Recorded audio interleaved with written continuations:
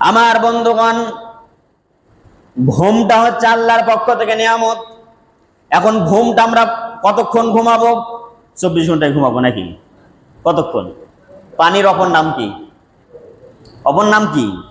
জীবন। পানির অপর নাম জীবন। এই পানি যদি 10 ফিট উঁচু হয়ে আসে তাহলে এর নাম হবে কি?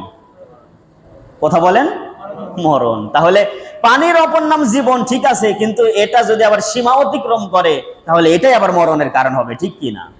ঘুমটাও ঠিক তদরূপ ভাবে।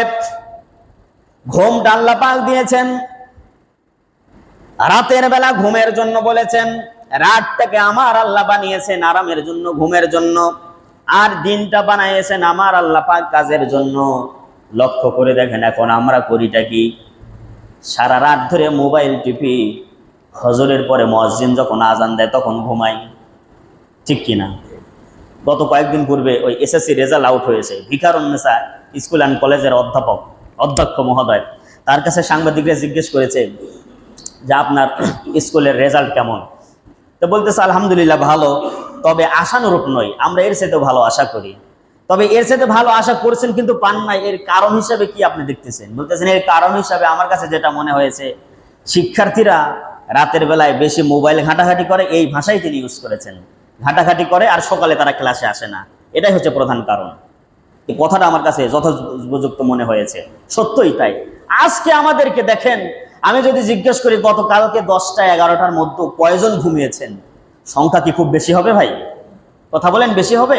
অথচ 10টা থেকে 2টা এটা হচ্ছে ঘুমের মেন সময়। এরপরেও যদি ঘুমান শরীরের তেমন উপকার হবে না, আগেও যদি ঘুমান তাও তেমন উপকার হবে না। 10টা থেকে 2টা বর্তমান বিজ্ঞান দ্বারা কথা প্রমাণিত যে 10টা থেকে 2টা এটা ঘুমের জন্য সবচেয়ে পারফেক্ট সময়। আমার বন্ধুগণ, ভালো করে একটা কথা শুনে রাখুন, কোন ব্যক্তি যদি এই পৃথিবীতে সফলতা অর্জন করতে চায়, সেটা দুনিয়ার দিক থেকে হোক অথবা আখিরাতের দিক থেকে হোক, এই পৃথিবীতে কেউ যদি সফল হতে চায় অথবা পরকালে কেউ যদি সফল হতে চায়, সকালবেলা ওঠার কোনো বিকল্প নাই, ঠিক কিনা? সকালবেলা ওঠার কোনো বিকল্প নাই। ঘুমাতে হবে রাত্রি পর্যন্ত। রাত্রি 10টা 11টার ভিতরে বিছানায় চলে যান, রাত্রি 2টা পর্যন্ত ঘুমান, 3টা পর্যন্ত ঘুমান, 3টার পরে উঠে যান, 2 রাকাত নামাজ আদায় করেন, আদায় করার পরে ব্যবসা বাণিজ্য নিয়ে আল্লাহর কাছে কোরআন পড়েন। বাচ্চা যদি বাসায় থাকে বাচ্চারা উঠায় দেন, পড়াশোনার টেবিলে বসায় দেন, 2 রাকাত নামাজ পড়ে পড়ার টেবিলে বসায় দেন। স্ত্রীকে ডাক দেন, 2 রাকাত নামাজ পড়ে কোরআন নিয়ে বসায় দেন। আপনি নিজেও কোরআন তেলাওয়াত আরম্ভ করে দেন। একটু পরে ফজরের আজান হবে, মুয়াজ্জিন সাহেব ডাকতেছে আপনাকে, হাইয়া আলাস সালাহ, কাম টু দা প্রেয়ার, আসো নামাজের দিকে। আপনি যদি জিজ্ঞাসা করেন, বেটা মুয়াজ্জিন খায়া কাম নাই, আজান দিয়ে খাও, তোমার নামাজে গেলে আমার লাভ কি হবে? পরের বাক্য মুয়াজ্জিন সাহেব বলতেছে, হাইয়া আলাল ফালাহ, কাম টু দা সাকসেস, আসো কল্যাণের দিকে। অর্থাৎ সকালবেলা ঘুম থেকে জাগ্রত হয়ে নামাজ যদি পড়ো তাহলে তোমার কল্যাণ হবে, কমাল কল্যাণ হবে। ঘুম উত্তম নাকি নামাজ উত্তম? ফজরের নামাজে পরের অংশে আবার বলতেছে, আসসালাতু খায়রুম মিনান নাওম। তুমি যেভাবে ঘুমাচ্ছ এই ঘুম তোমার কোনোদিন কল্যাণ আনতে পারে না, ঘুমের চাইতে নামাজ উত্তম। আসো নামাজের দিকে আসো, কল্যাণের দিকে আসো, নামাজ পড়ো, তোমার তকদির ভালো হবে, কল্যাণ ভালো হবে, ব্যবসায় উন্নতি হবে, পরকালে মুক্তি পেয়ে আল্লাহর জান্নাতে চলে যাবে। মুয়াজ্জিন ডাকতেছে আপনারে, তাও আপনার হুঁশ হয় না, এরপরেও কেন আসেন না? ফজরের নামাজে 1 থেকে 1.5 কাতার মুসল্লি, আমার মসজিদে 1.5 থেকে 2 কাতার মতো মুসল্লি হয়। আর গুলি মুসল্লি গেল কোথায়? এরা কি এই মহল্লায় বসবাস করে না? কেন ফজরে আসেন না? লক্ষ্য করেন, মানুষ তো নগদে বিশ্বাসী। দুনিয়ার দৃষ্টিকোণ থেকে আমি বলেছি, ঘুম মাইনাস করার কোনো বিকল্প নাই। ঘুমকে যদি কেউ সকালবেলা ঘুমায়, দুনিয়াতে কোনোদিন ওই ব্যক্তি সাকসেস হতে পারবে না। আপনাদেরকে আমি উদাহরণ দিয়ে বোঝাই, আগে হাদিস শরীফ থেকে শোনাই। আল্লাহর নবী বলেন, ইন্নাল্লাহা জাআলা লিহাদিহিল উম্মাতা বারাকাতান ফি বুকুরিহা, নিশ্চয় আমার আল্লাহ এই উম্মতের বরকত নিহিত রেখেছেন, কল্যাণ নিহিত রেখেছেন সকালের ভিতরে। কল্যাণ কখন আছে? সকালে। জোরে বলেন, কখন আছে? সকালেই আমার আল্লাহ কল্যাণ নিহিত রেখেছেন। ফজরের নামাজের পরে সূর্য উদয় হওয়ার পূর্বে এই সময়টা আমার আল্লাহ পাকের বরকত নাজিল হয় পৃথিবীতে। এখন যেই ব্যক্তি এই ফজরের পরে ঘুমায় সে তো আল্লাহর বরকত থেকে বঞ্চিত হলো, ঠিক কিনা? আর একটা বাক্য বলি, ইবনুল কাইয়িম রাহিমাহুল্লাহ তিনি বলেছেন, তিনি উল্লেখ করেন, লা ইয়ানামুনা বাদা সালাতিল ফাজরি হাত্তা ফি শিদ্দাতি ওয়া ফিস সবর। ইবনুল কাইয়িম রাহিমাহুল্লাহ বলেন, আমরা আমাদের সালাফদেরকে দেখেছি, সলফে সালিহিনদেরকে দেখেছি, তারা কখনোই ফজরের পরে তারা ঘুমাইতেন না, যদিও তারা কঠিন অবস্থার ভিতরে থাকে অথবা সফরের হালতে থাকে। যতই কঠিন বৈরী পরিবেশের ভিতরে থাকুক না কেন, তাহারা কখনো ফজরের পরে ঘুমাতেন না।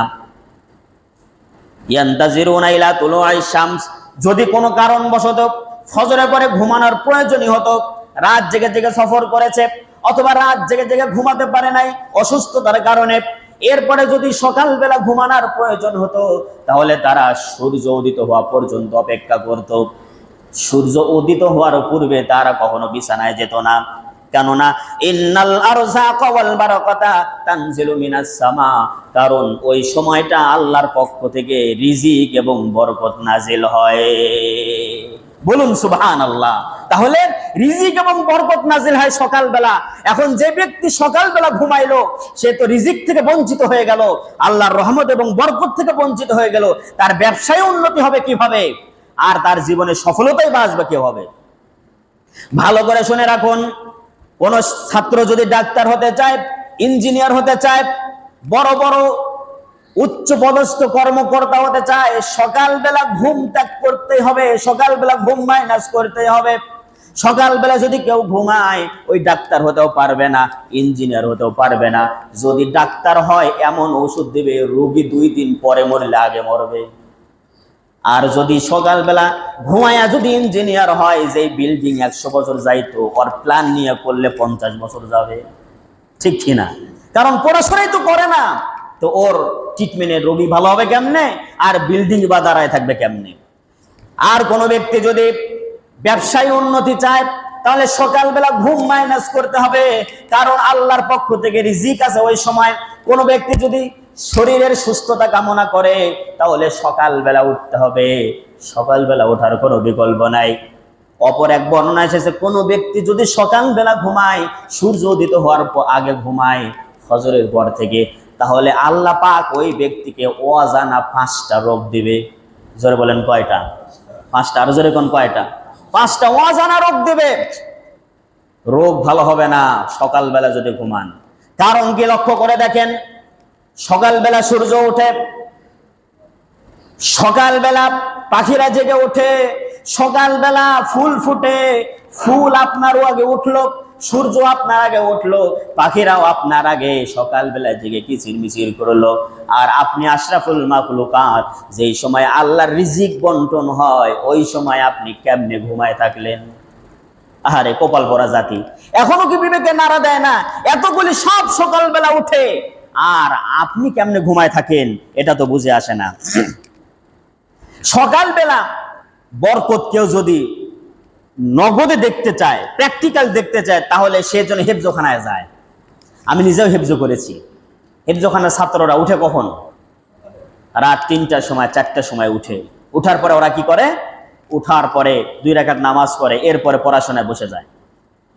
সকালবেলা সূর্য উদিত হওয়ার পূর্বে আমাদের হেফজোখানার নিয়ম ছিল ফজরের আগে সবক দিতে হবে, ফজরের পরে কোনো সবক নিতে নয়। সবক মানে নতুন পড়াটা সব ফজরের আগে দিতে হবে। আর আমরাও দেখেছি ফজরের পরে দিতে গেলে আর হয় না। তার কারণটা কি, সকালবেলা যতখানি কোরআন একটা ছেলে একটা ছাত্র মুখস্থ করতে পারবে অথবা যতটা পড়া মুখস্থ করতে পারবে, সারাদিনে অতখানি পড়া মুখস্থ করতে পারবে না, ঠিক কিনা?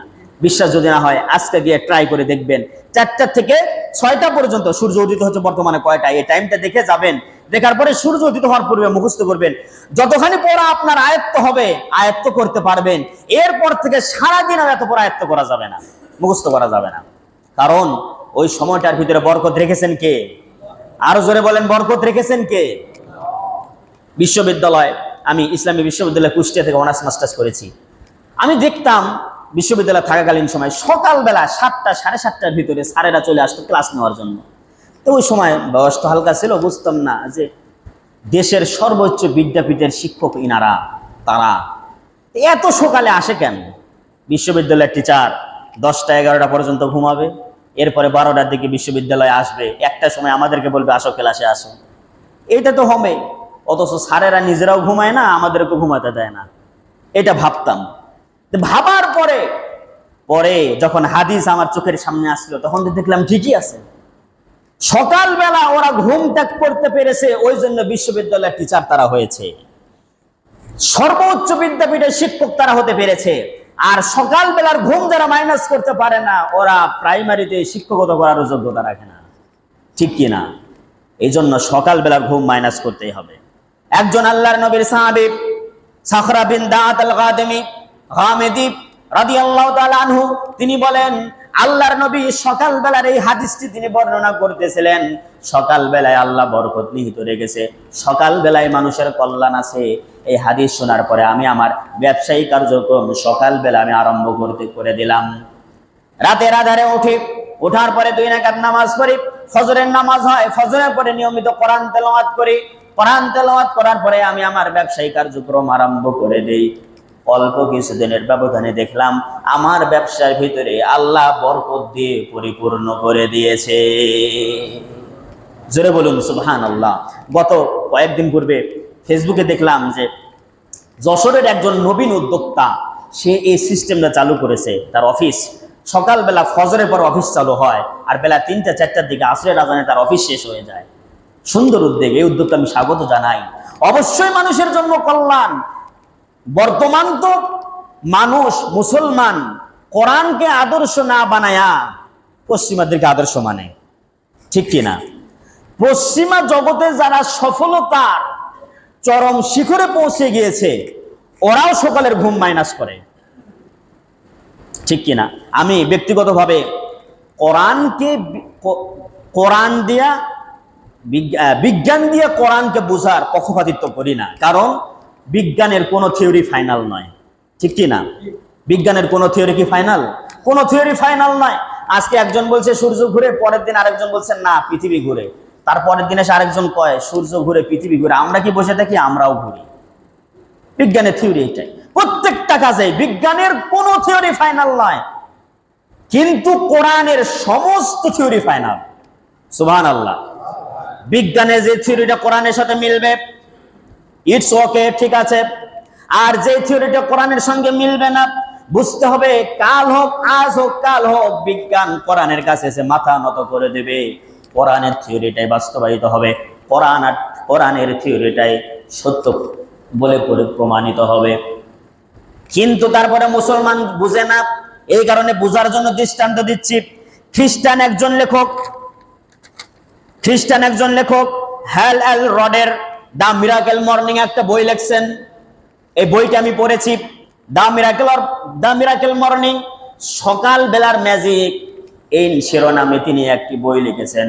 এই বইয়ের ভিতরে সকালবেলা ঘুমাইলে কি ক্ষতি, সকালবেলা মানুষের উন্নতি কিভাবে হয়, এই বিষয়টা আত্মজীবনীমূলক বইটি তিনি লিখেছেন। এই বইটির ভিতরে তিনি ফুটিয়ে তুলেছেন। এখন লক্ষ্য করে দেখো মুসলমান, একজন খ্রিস্টান লেখক সকালবেলার ম্যাজিক নামে বই লিখলো, আর মুসলমানেরা নাকে তেল দিয়ে ঘুমাইলো। তাহলে বিশ্ব শাসন করবে কে, মুসলমান নাকি খ্রিস্টানেরা? শুধু তাই নয়, বর্তমানে পৃথিবীর শ্রেষ্ঠ ধনীকে, অ্যামাজনের মালিক, তার নাম হচ্ছে জেফ বেজোস। এ হচ্ছে বর্তমানে পৃথিবীর শ্রেষ্ঠ ধনী। জেফ বেজোস বলেন, এরপরে ইলন মাস্ক বলেন, 2 নম্বর আছে ইলন মাস্ক। এরপরে ভারতের মুকেশ আম্বানি বলেন, ফেসবুকের প্রতিষ্ঠাতা মার্ক জুকারবার্গ বলেন, ও যুবকেরা, যার প্রতিষ্ঠিত প্রতিষ্ঠান ফেসবুক ব্যবহার করে সারা রাত তুমি জাগাইলা, একবার তার জীবনীটা তুমি পড়লা না। যতগুলি নাম বললাম, একজনও সকালবেলা ঘুমায় না, সকালবেলা ওরা উঠে দৌড়াদৌড়ি আরম্ভ করে দেয়। দেখেন, আরে মুসলমান জাতি, ফেসবুক চালায়া তুমি মুয়াজ্জিনের ডাকটাকে গুরুত্ব দিলে না, ফজরের নামাজে আসলে না, ফজরের পরে কোরআনটাও তেলাওয়াত করলে না, তাদের ফেসবুক দিয়ে তুমি তোমার জীবন শেষ করে দিচ্ছ। আর ওরা ফেসবুক প্রতিষ্ঠা করে সকালে না ঘুমায়া দুনিয়ার দিক থেকে তারা সফলতার চরম শিখরে পৌঁছে যাচ্ছে। কপাল পরাই জাতি আর কতদিন গেলে এই কথাগুলো বুঝবে? সুতরাং আল্লাহ পাক বলছেন, লা তাখুযুহু সিনাতুন ওয়ালা নাওম, ঘুম আমাকে স্পর্শ করে না, তন্দ্রাও স্পর্শ করে না, তবে এর লিমিট রয়েছে। সকালবেলা ঘুমানো